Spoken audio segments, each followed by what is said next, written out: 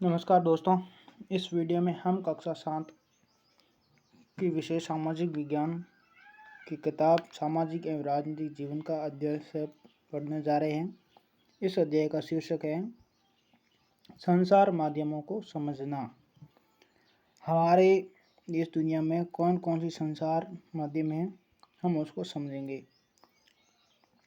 देखिए, टेलीविज़न पर आपका पसंदीदा प्रोग्राम कौन सा है? रेडियो पर आपको क्या सुनना अच्छा लगता है? प्राय आप कौन से अखबार या पत्रिका पढ़ते हैं?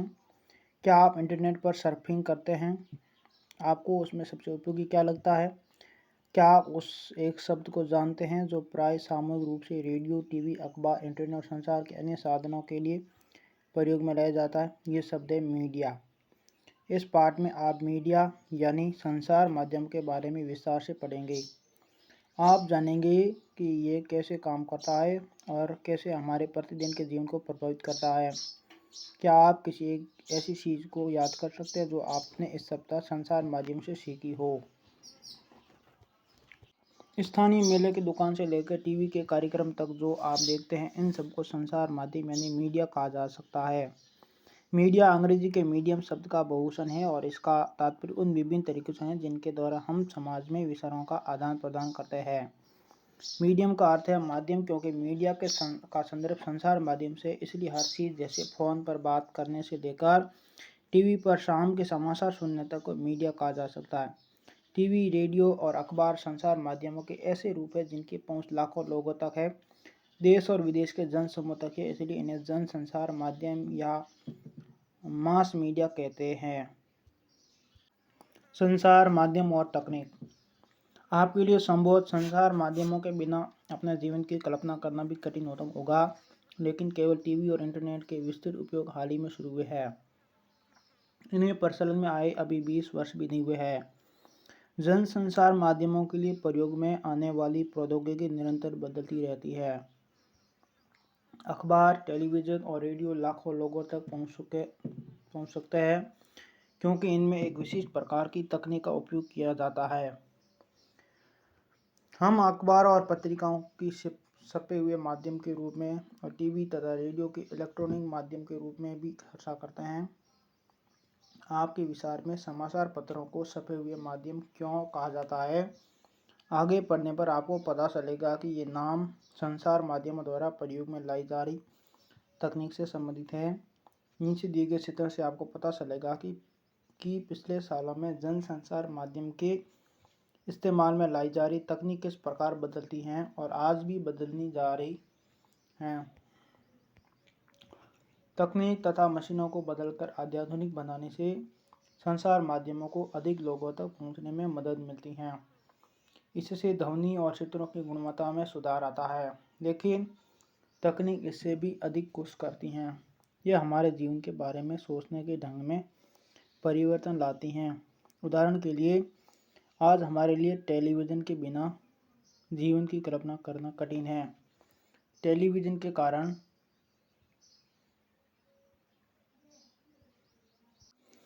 हम अपने आप को विश्व समाज का एक सदस्य समझने लगे हैं।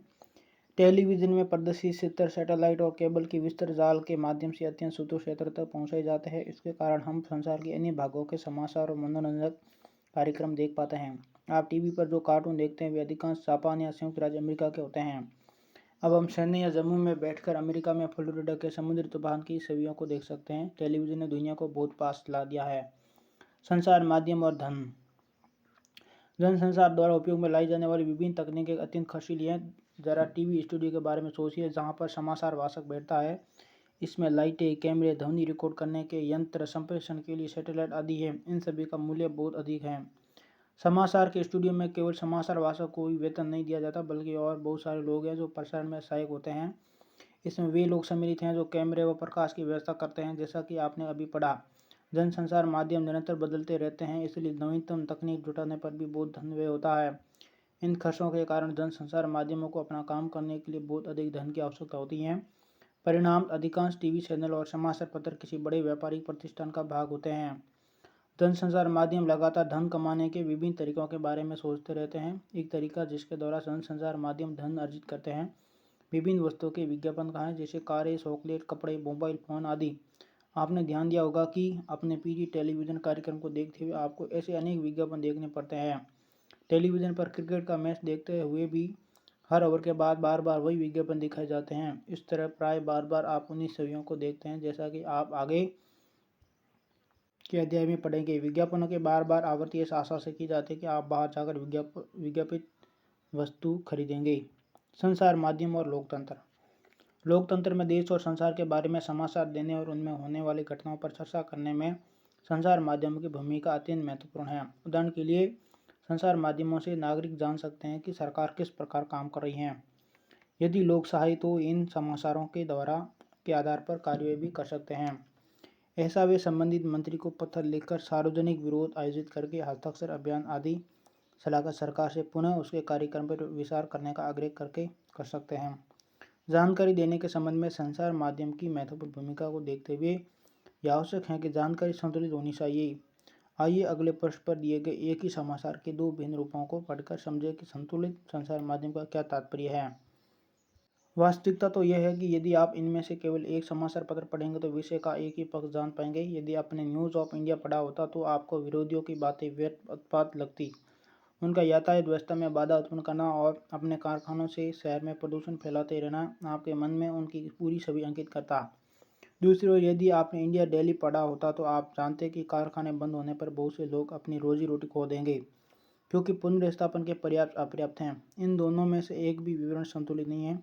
संतुलित रिपोर्ट वह होती हैं जिसमें किसी भी विषय पर हर दृष्टिकोण से चर्चा की जाती है, फिर पाठकों को स्वयं अपनी राय बनाने के लिए स्वतंत्र छोड़ दिया जाता है। संतुलित रिपोर्ट लिख पाना संचार माध्यमों के स्वतंत्र होने पर निर्भर करता है। स्वतंत्र संचार माध्यम से तात्पर्य है कि उनके द्वारा दिए जाने वाले समाचारों को कोई भी नियंत्रित या प्रभावित न करे। समाचार का विवरण देने में कोई भी उन्हें निर्देशित न करे कि उसमें क्या सम्मिलित किया जाना है और क्या नहीं। लोकतंत्र में स्वतंत्र संचार माध्यमों का होना अत्यंत महत्वपूर्ण है, जैसा कि आपने ऊपर पढ़ा है। संचार माध्यम द्वारा प्रदान की गई जानकारी के आधार पर ही हम नागरिकों के रूप में कार्य करते हैं, इसलिए यह आवश्यक है कि यह जानकारी विश्वसनीय और तटस्थ हो। तथ्य तो यह है कि संचार माध्यम स्वतंत्र नहीं है। इसके मुख्य दो कारण हैं। पहला कारण है सरकार का उन पर नियंत्रण। जब सरकार समाचार के किसी अंश, फिल्म के किसी दृश्य या गीत की किसी अभिव्यक्ति को जन समुदाय तक पहुँचाने से प्रतिबंधित करती हैं तो इसे सेंसरशिप कहा जाता है। भारत के इतिहास में ऐसे समय भी आए हैं जब सरकार ने संचार माध्यमों के ऊपर सेंसर लगाया। इसमें सबसे बुरा समय 1975-77 तक आपातकाल का था। सरकार यद्यपि फिल्मों पर तो निरंतर सेंसर रखती है, लेकिन वह संचार माध्यम से दिखाई गई समाचारों में पूरी तरह ऐसा नहीं करती है। सरकार द्वारा सेंसरशिप न होने पर भी आजकल अधिकांश समाचार पत्र संतुलित विवरण देने में असफल रहते हैं। इसके कारण बहुत जटिल है। संचार माध्यमों के विषय में शोध करने वाले लोगों का कहना है कि ऐसा इसलिए है क्योंकि संचार माध्यमों पर व्यापारिक प्रतिष्ठानों का नियंत्रण है। कई बार किसी विवरण के एक पक्ष पर ही ध्यान केंद्रित करना इनके हित में होता है। संचार माध्यमों द्वारा निरंतर धन की आवश्यकता और उसके लिए विज्ञापनों पर निर्भरता के कारण भी उन लोगों के विरोध में लिखना कठिन हो जाता है जो विज्ञापन देते हैं। इसलिए व्यापार से गहन जुड़ाव होने के कारण अब संचार माध्यमों को स्वतंत्र नहीं समझा जाता। इसके अतिरिक्त संचार माध्यम किसी मुद्दे के खास पक्ष पर इसीलिए भी ध्यान केंद्रित करते हैं क्योंकि उसे विश्वास है कि उससे विवरण रुचिकर हो जाएगा। इसी तरह यदि वे किसी विषय पर जन समर्थन बढ़ाना चाहते हैं तो भी मुद्दे के एक पक्ष पर भी ध्यान केंद्रित करते हैं। मसौदा तय किया जाना। किन घटनाओं पर ध्यान केंद्रित किया जाए, इसमें भी संचार माध्यमों की महत्वपूर्ण भूमिका रहती है और इसी के आधार पर वह तय कर देते हैं कि क्या समाचार में दिए जाने योग्य हैं। उदाहरण के लिए आपके विद्यालय के वार्षिक उत्सव की खबर शायद समाचार में दिए जाने योग्य नहीं होगी, लेकिन यदि कोई प्रसिद्ध अभिनेता उसमें मुख्य अतिथि के रूप में आमंत्रित हो तो संचार माध्यमों की रुचि इसे समाचारों में सम्मिलित करने में हो सकती है। कुछ खास विषय पर ध्यान केंद्रित करके संचार माध्यम हमारे विचारों, भावनाओं और कार्यों को प्रभावित करते हैं और हमारा ध्यान उन मुद्दों की ओर आकर्षित करते हैं। हमारे जीवन पर महत्वपूर्ण प्रभाव डालने और हमारे विचारों को निर्मित करने में मुख्य भूमिका होने के कारण ही प्राय ये कहा जाता है कि संचार माध्यम ही हमारा मसौदा या एजेंडा तय करते हैं। अभी हाल ही में संचार माध्यम ने कोला पेयों में कीटनाशकों का स्तर खतरे के स्तर तक बढ़े हुए होने की ओर हमारा ध्यान आकर्षित किया था। उन्होंने कीटनाशकों की अत्यधिक मात्रा में होने की रिपोर्ट प्रकाशित की थी और इस तरह हमें कोला पेयों को अंतर्राष्ट्रीय गुणवत्ता व सुरक्षा मापदंडों के अनुसार नियमित रूप से नियंत्रित करने की आवश्यकता महसूस कराई। उन्होंने सरकार के दबाव के बावजूद निडरतापूर्वक घोषणा की कि कोला पीना सुरक्षित नहीं है। इस वृत्तांत को पेश करके संचार माध्यम ने निश्चित रूप से हमारा ध्यान ऐसे विषय पर केंद्रित करने की कोशिश की जिस पर यदि उनकी रिपोर्ट न आती तो हमारा ध्यान भी न जाता। कई बार ऐसी घटनाएं हो जाती हैं जब संचार माध्यम उन विषयों पर हमारा ध्यान केंद्रित कराने में असफल रहते हैं जो हमारे जीवन के लिए महत्वपूर्ण है। उदाहरण के लिए पीने का पानी हमारे देश की एक बड़ी समस्या है। प्रतिवर्ष हजारों लोग कष्ट सहते हैं और हम मर जाते हैं क्योंकि उन्हें पीने के लिए सुरक्षित पानी नहीं मिलता। फिर भी संचार माध्यम हमें इस विषय पर बहुत कम ही चर्चा करते हुए दिखते हैं। एक सुविख्यात भारतीय पत्रकार ने लिखा कि कैसे वस्त्रों को नया रूपाकार देने वाले डिजाइनरों ने फैशन वीक में धनवानों के समक्ष अपने नए वस्त्र प्रदर्शित करके सभी समाचार पत्रों के मुख्य पृष्ठ पर स्थान पा लिया, जबकि उसी सप्ताह मुंबई में अनेक झोंपड़पट्टियों को गिरा दिया गया पर किसी ने इस पर जरा सा भी ध्यान नहीं दिया। प्रजातंत्र के नागरिक के रूप में हमारे जीवन में संचार माध्यम बहुत महत्वपूर्ण भूमिका निभाते हैं क्योंकि संचार माध्यम के द्वारा ही हम सरकार के कामों से संबंधित विषयों के बारे में सुनते हैं। संचार माध्यम निश्चित करते हैं कि किन बातों पर ध्यान केंद्रित किया जाना है और इस तरह वह एजेंडा निश्चित कर देते हैं। यदि कभी सरकार चाहे तो संचार माध्यम को किसी घटना की खबर छापने से रोक सकती है। इसे सेंसरशिप कहा जाता है। आज के संचार माध्यम और व्यापार का घनिष्ठ संबंध होने से प्राय संतुलित रिपोर्ट का प्रकाश में आना कठिन है। इसे ध्यान में रखते हुए हमारे लिए यह सजगता महत्वपूर्ण है कि समाचार से प्राप्त तथ्यात्मक जानकारी भी प्राय पूर्ण नहीं होती और एक पक्षीय हो सकती हैं। अतः हमें समाचार की विश्लेषण के लिए निम्नलिखित प्रश्न पूछने चाहिए। ये रिपोर्ट से मुझे कौन सी जानकारी मिल रही है, कौन सी आवश्यक जानकारी नहीं दी जा रही है, ये लेख किसके दृष्टिकोण से लिखा गया है, किसका दृष्टिकोण छोड़ दिया गया है और क्यों। इस प्रकार से हमारा ये पार्ट कंप्लीट हुआ। हम नेक्स्ट पार्ट में जल्दी मिलेंगे। तब तक के लिए आप सभी को धन्यवाद।